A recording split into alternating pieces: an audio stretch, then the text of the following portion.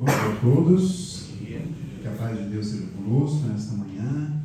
Meus cumprimentos aos amigos e trabalhadores aqui da casa. É sempre uma alegria podermos falar um pouco da doutrina espírita, refletir sobre a doutrina que tem nos trazido a sustentação, a nutrição espiritual para compreendermos os desafios da vida, compreendermos as dificuldades, a complexidade da nossa vida, da nossa sociedade, do nosso planeta. E nosso tema de reflexão hoje é Espiritismo e Sofrimento. Então, o Espiritismo, ele veio projetar luz sobre muitos dos grandes temas que provocam grandes reflexões a todos nós aqui encarnados. Quando Kardec publicou a obra O Livro dos Espíritos, em 1857, lá em Paris, ele trouxe um repositório, vamos dizer assim, de todas as grandes revelações divinas, dos grandes conhecimentos espirituais que estavam pairando sobre a humanidade, que deram desde tempos imemoriais, talvez os livros mais antigos, os Vedas da Índia, e passando por toda a trajetória da humanidade, Índia, Egito, chegando ao povo hebreu com seus profetas, a vinda de Jesus, depois o conhecimento após a crucificação de Jesus, deram os grandes filósofos, a Revolução Científica do século XV, a Revolução Francesa, o Iluminismo, todos esses movimentos que trouxeram luzes para a humanidade. E o Livro dos Espíritos representa, de certa maneira, o resumo, a condensação de todo esse conhecimento espiritual. Então, realmente, como vai dizer Kardec, o Espiritismo esteve desde sempre junto conosco, mas não sob essa denominação Espiritismo, mas sob essas diretrizes espirituais. E o Espiritismo veio então trazer concepções mais sofisticadas, mais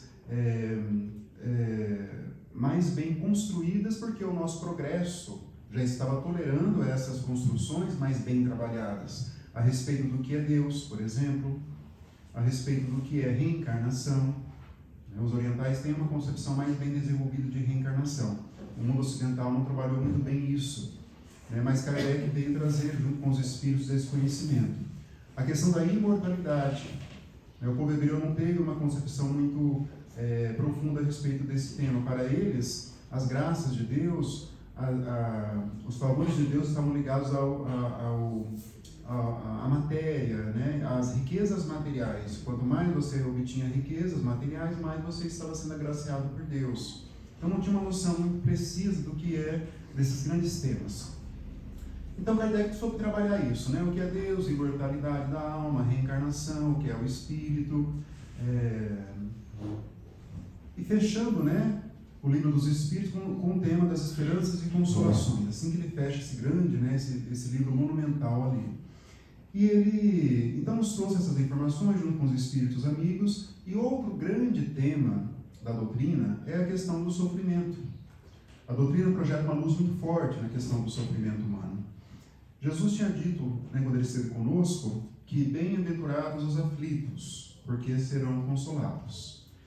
Então ele anunciou ali um princípio, que é uma diretriz de que aquele que sofre terá lá na frente um futuro, terá uma consolação, terá o quê? Um momento de paz, um momento de alegria, um momento de felicidade dentro de si. Só que Jesus ele fez o que era possível, tanto que ele encaminharia um outro consolador, alguns séculos depois, que apareceu na figura da própria doutrina espírita, esse consolador, esse conjunto de espíritos dirigidos pelo Cristo, que nos trouxeram essas informações. Mas a partir do Espiritismo, nós vamos ter uma noção bem mais trabalhada, bem mais aprofundada da questão do sofrimento humano.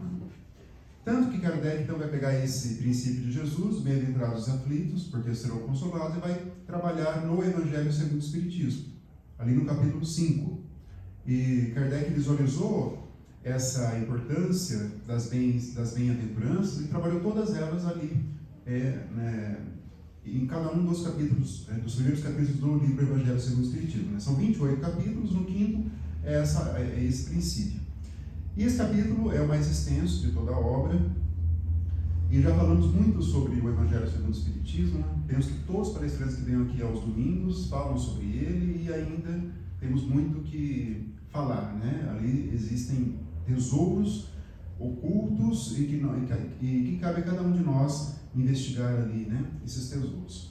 Então Kardec vai dizer que Jesus trouxe a diretriz de que realmente os aflitos serão consolados, mas Jesus não trouxe a motivação do sofrimento, porque ele deixou para a posteridade.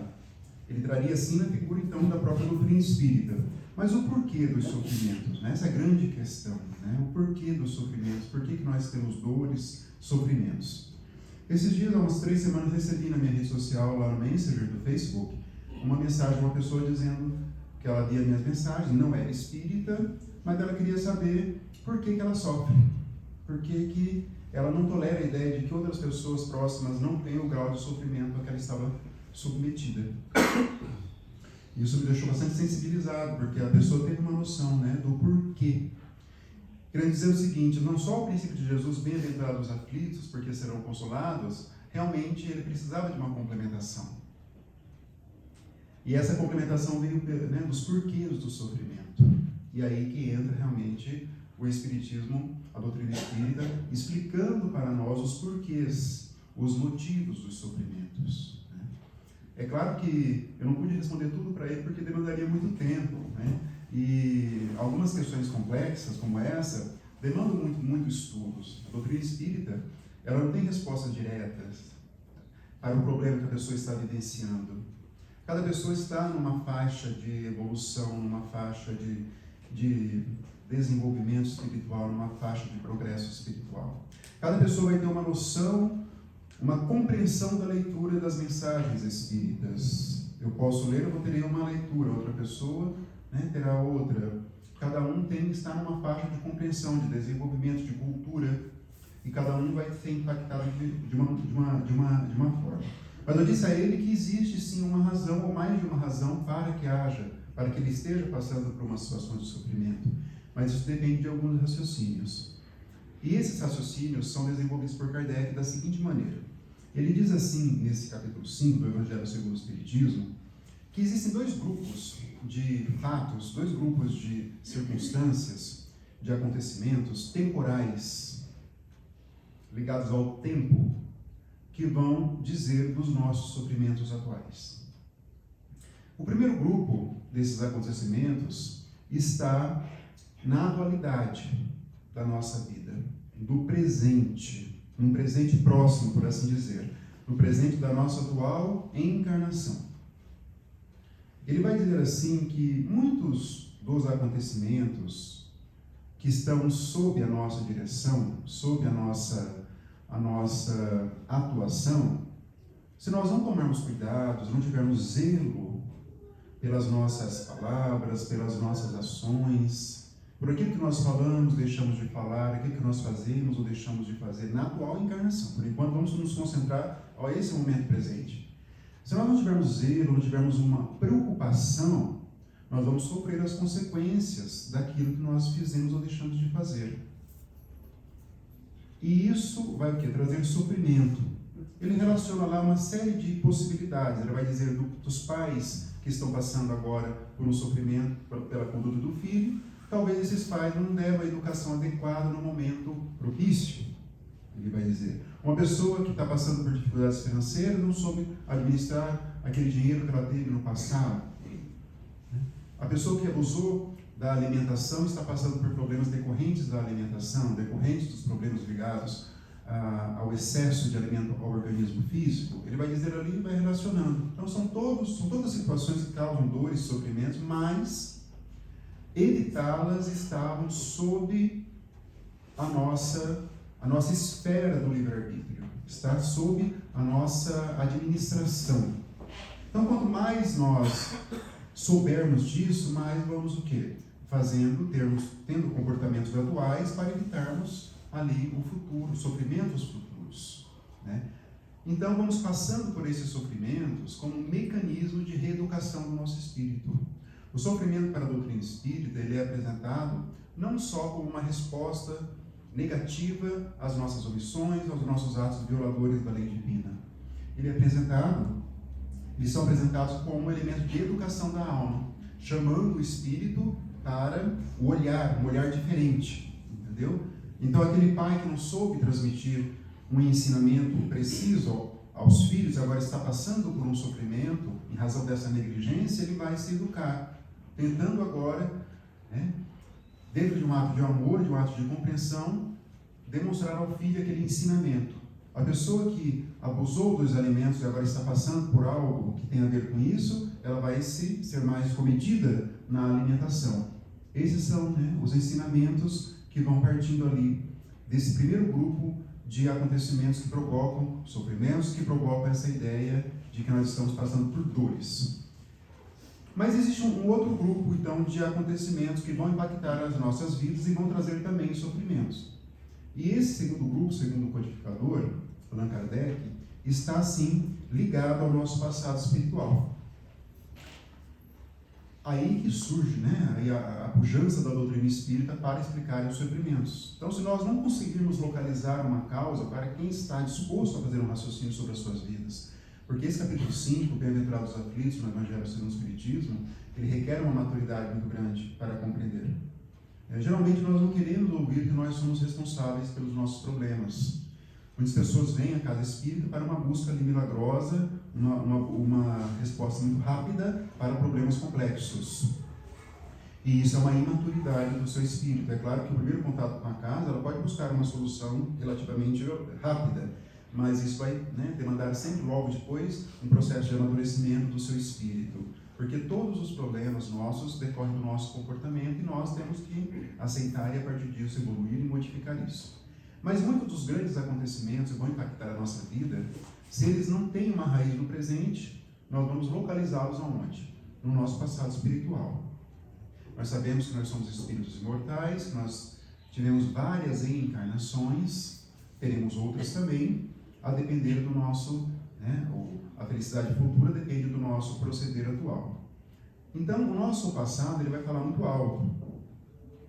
Ele vai se manifestando por tendências que nós temos, por vocações, É claro que o nosso enfoque hoje tem a ver com os sofrimentos, Então, as doenças genéticas que já vão ali trazer uma situação de sofrimento a uma criança, por exemplo, situações de penúria extremada, material, situações em que eventos da natureza vão impactando negativamente, tudo isso tem a ver com esse conjunto das chamadas provas e expiações.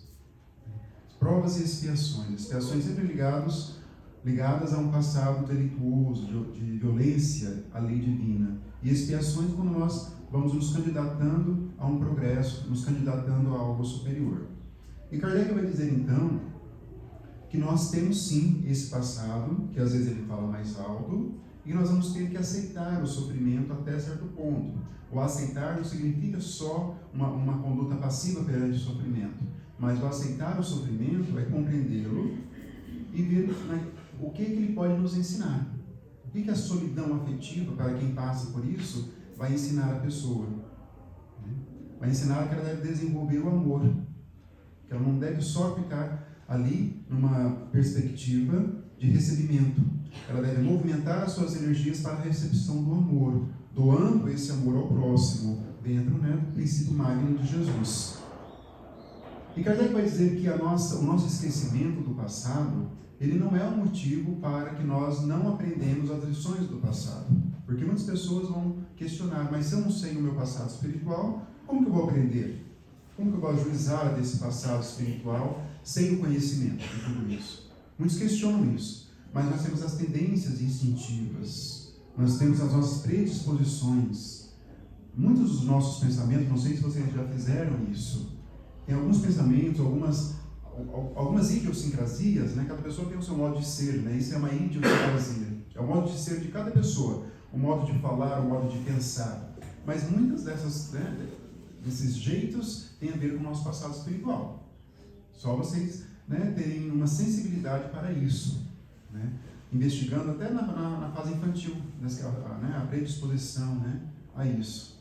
Então vamos descobrindo algumas coisas. Mas nós estamos sujeito a uma outra grande lei, que é a lei do esquecimento. A lei de reencarnação, ela só é compreendida dentro da ideia da lei de esquecimento. Não vamos compreender a reencarnação se não compreendermos essa lei. E a própria reencarnação também está sujeita à lei. Qual outra lei? A lei do progresso. O esquecimento ele é algo muito benéfico para nós. depende de um raciocínio também um pouco sofisticado para entender a questão do esquecimento.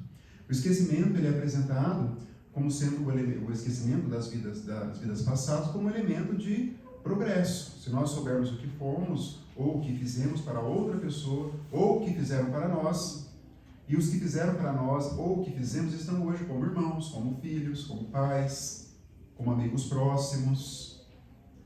A providência divina vai unindo ali os violadores da lei divina para um acertamento. Então, se nós soubermos disso, com certeza a grande maioria de nós não teríamos condições de triunfarmos das nossas provas e nas nossas expiações. No nosso momento atual de evolução, nós não teríamos condições disso. Não há possibilidade. No livro Sexo e Destino tem aquela cena, do pai que veio ajudar ali a filha e o genro dele estava em caso de adultério e o espírito já, preparado ali no plano espiritual, já era como se fosse um benfeitor, mas vendo ali a situação do genro dele encarnado, o sogro começou a agredir, o sogro espírito começou a agredir o genro encarnado.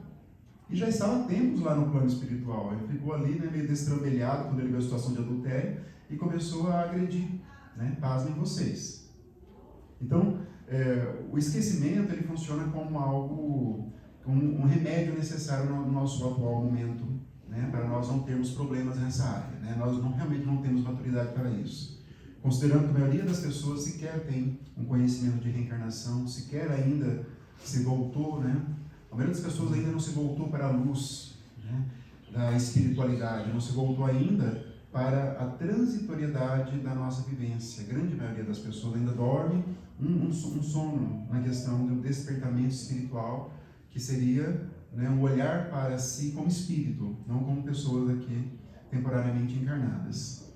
E ali no livro dos Espíritos vai ser dito que nós teremos acesso em 2 momentos ao nosso passado espiritual.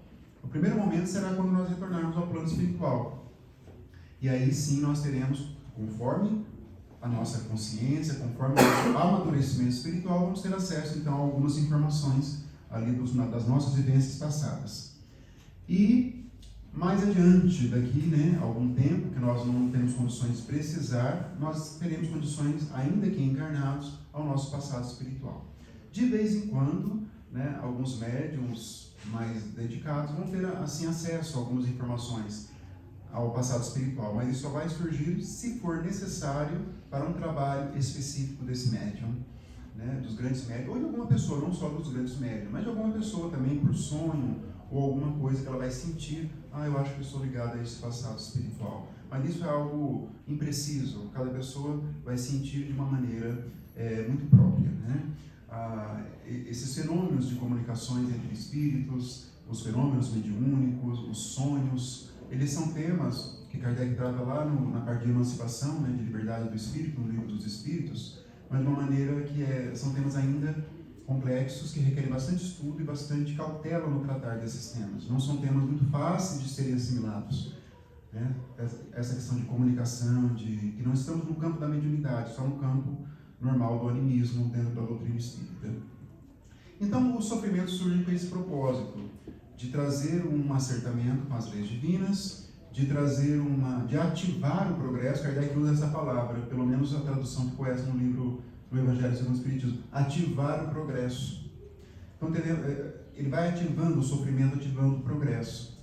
Ele só é necessário o sofrimento quando nós realmente não olhamos para a lei divina. Realmente, aquele ditado, aquela popular de que se não aprender pelo amor, aprenderemos pela dor, ele tem uma raiz de profunda verdade. O amor realmente, a condução da vida por meio do amor é algo que vai nos impedir um sofrimento futuro. Sofrimento está ligado à inferioridade, sofrimento está ligado a uma necessidade evolutiva, sofrimento está ligado à violação à lei divina. Infelizmente, essa é a luz que o Espiritismo vai projetando sobre a questão do sofrimento. Aí nós vamos compreender um pouco mais, então, o princípio de Jesus, bem-aventurados os aflitos, porque serão consolados. Só vamos compreender isso porque, se nós estamos em um processo de sofrimento, nós violamos a lei divina, vamos percorrer esse processo e vamos nos educando e vamos atingindo a consolação, que nessa interpretação seria o quê? Um estado íntimo de consciência, de paz na consciência. Quando Jesus prometia o seu reino de Deus, aqueles que cumpriam a palavra, aqueles que cumpriam os seus ensinamentos, ele estava se referindo àquele reino íntimo, aquele onde ele disse no diálogo ali que, né, o reino não vem com aparências exteriores, o reino de Deus, não vem dentro de templos de pedra. Essa é uma das grandes revoluções intelectuais que Jesus provocou ali naquele povo hebreu, que tinha a ideia ainda dos templos de pedra. Essa ideia talvez não tenha sido muito compreendida também ao longo dos séculos, de que o reino de Deus está dentro de cada um de nós, como, né, a nossa consciência projetando as luzes de Deus. O Espiritismo, ele é um instrumento muito profundo para nós nos acercarmos da nossa realidade espiritual. Ele ainda, talvez nós estamos ali no começo mesmo da compreensão profunda, da reflexão profunda sobre os seus postulados. O Espiritismo, ele vai ser vivenciado verdadeiramente quando ele estiver o quê? Introjetado no nosso eu espiritual. O sofrimento, ele vai funcionar como um despertamento, na sua primeira fase, depois de algum tempo. E o sofrimento não tem um tempo exato, matemático, para nos chamar, né, para o despertamento. Ele vai depender da nossa resposta a ele, Mas depois de um certo período, ele vai trazer então essa educação, se nós soubermos aproveitar. Então essa educação dos nossos espíritos, porque todos nós somos professores de nós mesmos, não há como nós fugirmos dessa realidade que o Espiritismo nos traz. Nós teremos que educar o nosso espírito à luz das leis divinas, das leis de Deus. E cada um de nós é responsável por isso, pela própria autoeducação. Não há como nós fugirmos disso. Isso é tão profundo que, né, a ligação de Kardec à pedagogia, ao mundo da educação, quando ele foi aluno de Johann Pestalozzi, lá na Suíça, naquela época, século XIX, na época que era, né, o Instituto de Verdun, que era um dos institutos mais importantes ligados à educação. Pestalozzi é um dos grandes pais da pedagogia. Kardec foi aluno de Pestalozzi, então vocês vejam que tem todo um propósito ligado pedagogicamente à educação do espírito. Não teria uma outra pessoa mais capacitada do que Kardec realmente dentro do planejamento espiritual superior para trazer aqui o Consolador na figura do Espiritismo. E essa pedagogia ligada à própria profissão do codificador, para quem não sabe, ele chegou a ser professor antes de ser conhecido como Allan Kardec. Ele era professor Rivaio, ali em Paris. Ele se formou no Instituto de Verdun, na Suíça, e depois ele já foi, né, para Paris ali logo depois, por volta dos 20 anos de idade. Ele começou a lecionar no que seria hoje mais ou menos uma espécie de ensino médio, inclusive de forma particular. Então ele sempre esteve ligado a esse mundo do conhecimento, da instrução. E na época, né, havia uma necessidade de professor ter múltiplos conhecimentos. Ele publicou livros, né, de gramática, ligados à gramática francesa, até chegar na figura de Allan Kardec, que nós vamos conhecer, né, que foi legado para a posteridade. Mas um homem sempre ligado à questão, então, da educação, de levar isso. Tanto que no livro dos Espíritos, ele vai trabalhar muita questão da educação. E os Espíritos vão dizer que a educação, sim, é o grande fator de desenvolvimento para os nossos espíritos, né? Isso é inevitável. Mas quando eles falam de educação, eles estão falando da educação do nosso espírito. Com base em quê? Com base nas leis divinas, que foram esmiuçadas no livro dos Espíritos e nos livros posteriores e na grande literatura que nós temos hoje acesso. Que veio por médiuns sérios, que veio por médiuns comprometidos com a doutrina espírita. Porque literatura existe para todos os gostos, para todos os interesses, inclusive de médiuns, mas muitos médiuns não são espíritas, não são obrigados a ser. Mas nós que somos espíritas temos que ter uma cautela com aquilo que chega até nós por meio de médiuns, né, analisando realmente a importância e a dedicação desse médium à doutrina espírita, né? Como sempre, Francisco Cândido Xavier foi aí o nosso maior modelo, né, nessa questão. Além de muitos outros, né, de Valdo Pereira Franco e muitos outros médios que, por meio deles, que vieram grandes obras, grandes elementos da educação do nosso espírito. Quando nós vamos nos educando, né, com a doutrina espírita, com o sofrimento, nós vamos ver então que o conhecimento espírita ele vai sair desse plano puramente teórico e vai se aprofundando no nosso espírito. se aprofundando, se aprofundando. Quando ele se aprofundar, chegar ali, nas profundezas da nossa consciência espiritual, aí que nós vamos ter a chamada evolução. E nós não vamos mais retornar a estados primitivos, estados anteriores da nossa consciência espiritual. Esse é o papel do sofrimento nas nossas vidas, quando bem aproveitado. Essa noção de que ele vem ao encontro de uma necessidade evolutiva e ao encontro, então, da nossa evolução espiritual. A evolução espiritual é a nossa finalidade quando nós aqui nos encontramos. Nós vamos evoluindo de acordo com essas leis para construir a nossa felicidade, a nossa e participarmos da felicidade daqueles que nos são próximos, que nos são queridos. Nós temos que ter isso em mente. Nós vamos construir a nossa felicidade. Ninguém vai construí-la para nós. Não há possibilidade. E nós vamos participar, ajudar naqueles que estão ao nosso lado, desde que essa pessoa tenha receptividade. Mas o nosso problema, vamos dizer assim, a nossa preocupação deve estar ligada à construção íntima da nossa felicidade. Então esse é um trabalho intransferível para todos nós. E a maioria das pessoas que se aproximam da doutrina espírita, lá mesmo na época de Kardec, se aproximava pela curiosidade dos fenômenos. O espiritismo surge dentro dessa ideia de fenômenos mediúnicos, movimentação de objetos, de mesas girantes. Depois desse momento de curiosidade, existe o que? Um momento de construção filosófica, de princípios. Kardec não trabalhou a questão religiosa como nós conhecemos religião.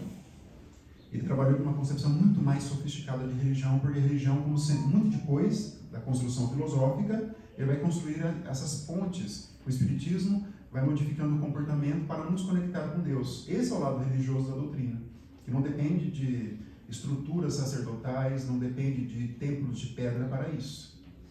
Isso seria desenvolvido depois. O grande momento ali do século XIX de Kardec é o momento da construção filosófica. Depois da curiosidade vem a construção do conhecimento espírita. Pelas obras do codificador, pela revista espírita, ele construiu esse monumento, que até hoje, embora ele tenha dito que se a ciência dissesse que algo que contrariasse a doutrina, que nós ficaríamos com esse ponto com a ciência, mas até hoje a ciência não contrariou nenhum ponto da doutrina, nenhum ponto que está ali.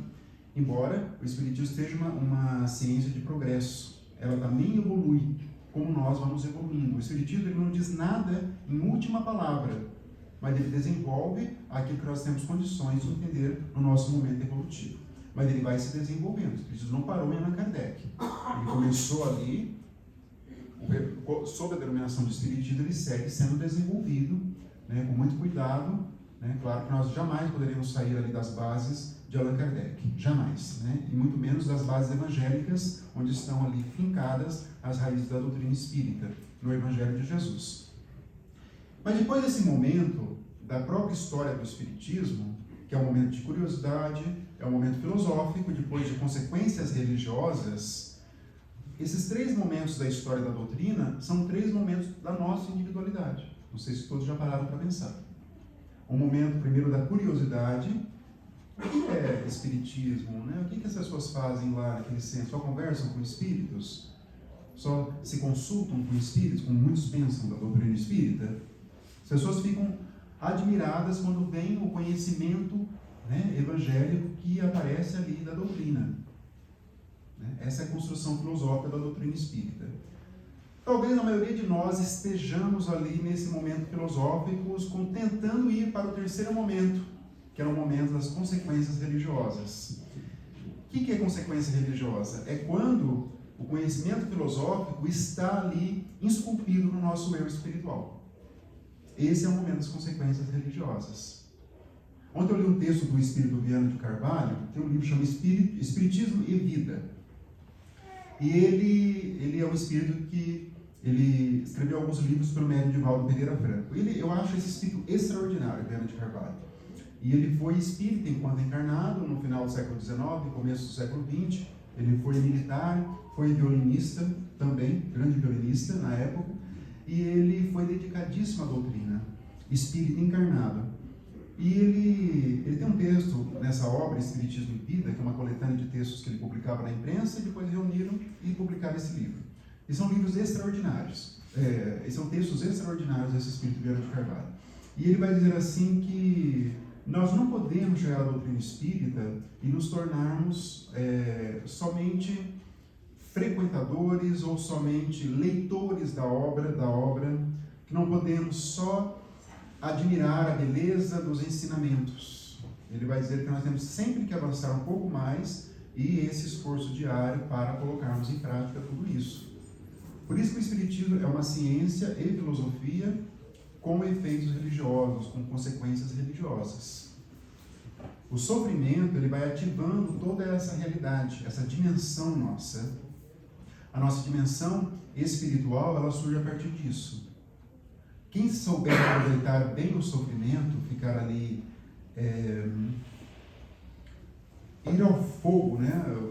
Ao fogo do sofrimento, como dizem os espíritos na obra do André Luiz, eles falam que nós temos que ir ali para o fogo do sofrimento para sairmos ali melhores. Daí tem aquelas comparações, né? O ferro na brasa, eles fazem aquelas comparações, a semente, se não for jogada na terra, se não passar, ela não floresce. Eles fazem essas comparações. O Espírito Emmanuel talvez seja o Espírito que mais traz essas metáforas de elementos da natureza. Reparem nisso.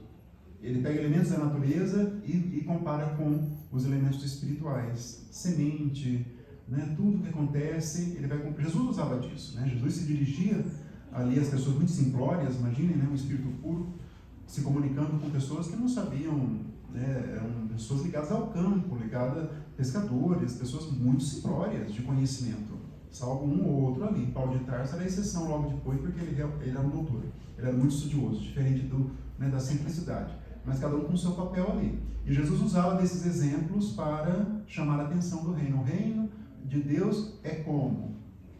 Reparem o começo das parábolas. O reino de Deus é como? O reino de Deus é como, né? Aquele que saiu para, né? E vai contando. O reino de Deus é como, ele sempre usando elementos ali. As sementes, né?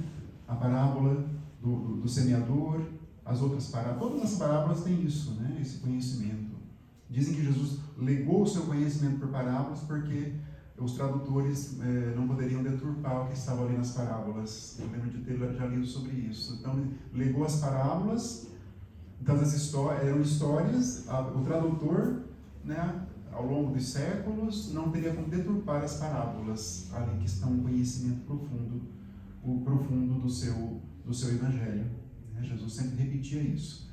Então, nós vamos colocando esse conhecimento que nós temos hoje, aos poucos. O sofrimento é um elemento que vai ativando esse progresso nos nossos espíritos, né? Nos nossos espíritos. Todos que vemos aqui, nos encontramos aqui encarnados, temos esse propósito de esculpir em cada um de nós, né, os princípios cristãos, verdadeiramente nós, a ponto de aquele que vai nos acompanhando vai percebendo a mudança nas nossas vidas.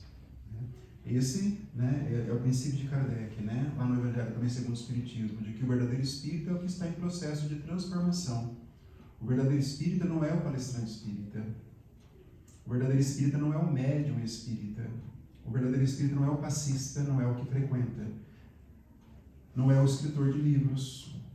Não é aquele que faz o trabalho de assistência social. O verdadeiro espírita é o que está em processo de transformação, usando da tribuna espírita como elemento de progresso, usando da mediunidade como elemento de transformação, usando a necessidade do passe como elemento de progresso, usando a leitura dos livros como elemento de transformação moral. Esse é o verdadeiro espírita. São elementos, né? São elementos que vão, né, unindo a nossa necessidade de evolução espiritual. A evolução está fincada nessa necessidade de transformação. Jesus, quando ele enunciou as bem-aventuranças, ele vai nos convidando a esse, né, bem-aventurados os aflitos, porque serão consolados.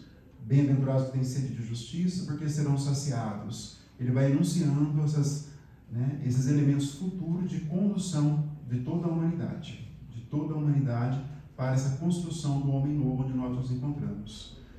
Tivemos o século XIX, fazendo esse recorte aqui na doutrina espírita, com a realização organização do conhecimento espírita, século XX, desenvolvimento dos princípios de Allan Kardec, grandes médiuns de psicografia aqui no Brasil, grandes estudiosos que vieram da doutrina, grandes obras escritas no século XX. Entrando no século XXI, momento de maturação dessas ideias. Atualmente não temos já grandes obras sendo publicadas, novas, podem reparar, como nós tivemos há algum tempo passado. Mas o arcabouço de conhecimento é muito grande, teórico, do Espiritismo hoje. Bastante grande, seja os que vieram pelos Espíritos, seja o que veio pelos grandes estudiosos encarnados. E hoje chegamos no século XXI. Chegamos no terceiro milênio, ainda com o mundo em conturbações, problemas sérios ainda na nossa realidade do nosso país, provocando ainda muitos sofrimentos para todos nós, sofrimentos coletivos. Ainda nós estamos passando por necessidades evolutivas, tudo isso vem com elementos para nos chamar ao progresso. O Brasil, nós fizemos um seminário, Brasil, Coração do Mundo, Padre do Evangelho, aqui na casa. Ali está dito na obra do Espírito Humberto de Campos a respeito dessa destinação espiritual do Brasil. Mas essa destinação espiritual vai se realizar por meio das nossas ações, de cada um de nós. De cada um de nós nos engajando dentro desse projeto maior do Cristo. Tudo passa, como disse o Cristo, mas a verdade, as suas palavras não passarão. É uma das grandes falas do Cristo. E então entramos no século XXI ainda sedentos de espiritualidade, ainda sedentos de uma necessidade de equilíbrio espiritual, ainda sedentos de uma necessidade de apaziguar o nosso íntimo, o nosso eu. Esses séculos ainda não foram suficientes para a busca, a concretização plena do ideal nosso de felicidade. Nós ainda estamos, talvez, titubeando, ainda indecisos na prática daquilo que nós temos aprendido. Ainda nós estamos em um processo de indecisão. E nós temos que sair desse processo e decidirmos construir definitivamente o nosso presente, mas principalmente o nosso futuro por meio das ações presentes. O que está realmente hoje nas nossas mãos é o nosso presente. Nós já não temos controle sobre o nosso passado, porque ele já existiu, mas o controle do futuro nós temos, mas por meio de ações presentes, e não só ficar pensando nesse futuro, às vezes muito remoto. Então, todos nós que sofremos, que temos uma cota de sofrimento, temos que entender essas verdades, essas realidades da vida. E que essas cotas de sofrimento possam fazer com que nós alcancemos verdadeiramente um estágio de evolução significativo. Que possamos sair realmente ali das nossas... do piso, digamos assim, irmos para algo superior nas nossas existências. Que nós possamos realmente alcançar aquela verdade que o Cristo nos trouxe dentro de nós e construir esse reino de Deus aqui nos nossos corações, nas nossas mentes, no nosso eu espiritual. Esse é o caminho, de progresso que nós temos que percorrer. Esse é o caminho de, às vezes, uma pitada de sofrimento, mas com alegria. Os Espíritos vêm nos alertar a isso. Joana de Ângeles fala sobre isso. Temos que passar pelo sofrimento dentro de uma ideia de que nós estamos num caminhar de felicidade. O Espiritismo, nós temos que nos sentir privilegiados, não por sermos espíritas, mas por termos acesso ao conhecimento que vem da doutrina espírita em nosso favor. Eu me sinto verdadeiramente alegre e feliz por ter tido acesso a esse conhecimento na atual encarnação. Eu confesso que eu não sei como que as pessoas vivem sem a ideia de uma doutrina que explique os porquês, os motivos, que nos dê esperanças. Observem a sutileza da obra do Livro dos Espíritos. Vai discutindo Deus no primeiro capítulo, elementos essenciais, o que é espírito, o que é matéria. Segunda parte, hábitos dos espíritos, tudo que envolve o espírito propriamente dito. A terceira parte, as leis morais. O que são as leis morais? Lei de adoração, justiça, liberdade. E o último capítulo, das esperanças e consolações. Olha como Kardec tinha um raciocínio realmente de missionário, porque é o que todos nós precisamos, esperanças e consolações. De nada adianta se nós soubermos o que é Deus, Espírito, matéria, os hábitos dos Espíritos, as leis divinas, se nós não pegarmos tudo isso para as esperanças e consolações. E essa é a grande vocação da doutrina espírita, renovando o Evangelho de Jesus. Resgatar a pureza do Evangelho, que foi deturpado ao longo dos séculos, que foi desviado dos seus principais fundamentos. O Evangelho, ele é um livro que deve ser esculpido dentro de nós mesmos, isso é inevitável.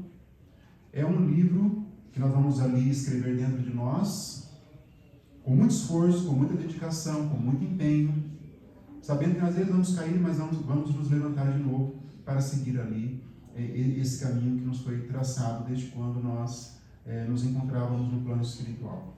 Esse é o momento aqui das provas e expiações, nós sabemos, mas o nosso retorno ao plano espiritual é o momento que nós vamos rever os nossos atos, vamos rever as nossas ações e vamos ali ou nos regozijar, ou ficarmos felizes, ou ainda, fazermos uma releitura para futuras encarnações ali, às vezes um pouquinho dolorosas, mas necessárias ao nosso progresso. Como diz Kardec, vamos pensar que aqui são alguns momentos de sofrimento para uma felicidade contínua no futuro. Ele vai dizer assim, mas com outras palavras.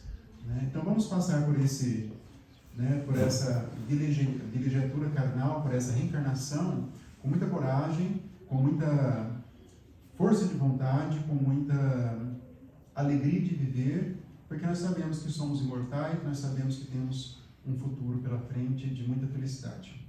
Então é isso, meus amigos, que Deus seja conosco e que tenhamos uma excelente semana.